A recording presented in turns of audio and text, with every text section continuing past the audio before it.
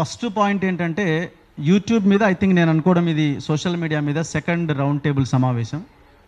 So గతంలో ఎప్పుడు ఇలాంటి చర్చలు జరగలేదు. సరే, తప్పు జరిగిందా ఒప్పు జరిగిందా అనేది పక్కన పెడితే ఈ తరహా మీటింగ్లు యూట్యూబ్ మీద జరుగుతున్నాయి అంటేనే so power of social media, power of YouTube channels.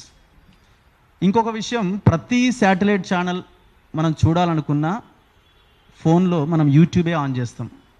Google or internet TV ఉన్న యూట్యూబ్లోకి వెళ్ళి మనం టీవీ ఆన్ చేసి చూస్తాం. సో టోటల్ మొత్తం కూడా సోషల్ మీడియా యూట్యూబ్లోనే తిరుగుతున్నది. శాటిలైట్ ఛానల్ కూడా, శాటిలైట్ ఛానల్ రెవెన్యూ కూడా కొన్ని major channel revenues 50-60 lakhs revenue only on YouTube నుంచే వస్తున్నది. ఆ ఉద్యోగుల జీతాలన్నీ యూట్యూబ్ నుంచే వెళ్తున్నాయి. సరే, బ్యాక్ ఎండ్లో వాళ్ళు పనిచేసే విధానము, వాళ్ళు వాడే ఎక్విప్మెంట్ ఇదంతా ఆఫ్ ది రికార్డ్ వాడినప్పటికీ ప్లాట్ఫామ్ అయితే యూట్యూబే. అల్టిమేట్గా జనాలు చూసేదైతే యూట్యూబే, దాని నుంచే వాళ్ళకి రెవెన్యూ వస్తున్నది.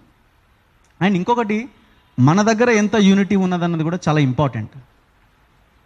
మనం ఓన్లీ ఇప్పుడు మీరు రౌండ్ టేబుల్ పెట్టవచ్చు, మొన్న ఇంకొకరు రౌండ్ టేబుల్ పెట్టవచ్చు, ఇంకొకరు పెట్టవచ్చు. మన దగ్గర ఉన్న యూనిటీ ఏంది అన్నది ఒకటి ఇంపార్టెంట్.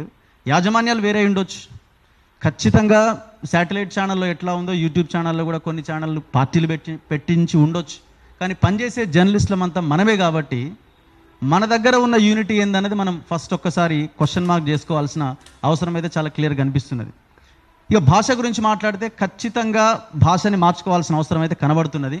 అది నేనైనా ఇంకెవరైనా భాషలో మనం చేంజెస్ తీసుకురావాల్సిన అవసరం ఉన్నది. ఆ భాష మనమైనా శాటిలైట్ ఛానళ్ళు వాడతలేవో మిగతా వాళ్ళు వాడట్లేదంటే అందరూ ఒక డిఫరెంట్ టైప్ ఆఫ్ లాంగ్వేజ్ని వాడుతూ ఎస్టాబ్లిష్ చేసే ఫోకస్ అయ్యే ప్రయత్నం అయితే చేస్తున్నారు. మన వైపు నుంచి మనం జాగ్రత్తగా లేకపోతే మన వ్యవస్థ చిన్నది, వాళ్ళది వ్యవస్థ పెద్దది. బడా కార్పొరేట్స్ ఆ టీవీ పేపర్స్ని నడిపిస్తున్నారు కాబట్టి తొందరగా ఎఫెక్ట్ అయ్యేది యూట్యూబ్ ఛానల్సే, సోషల్ మీడియానే. సో కాబట్టి మనం చాలా జాగ్రత్తగా ఈ కుట్రని పసిగట్టకపోతే ఇంకా ప్రమాదంలో పడే అవకాశం ఉన్నది. మన వైపు నుంచి తప్పులు లేకుండా చూసుకోవాలి.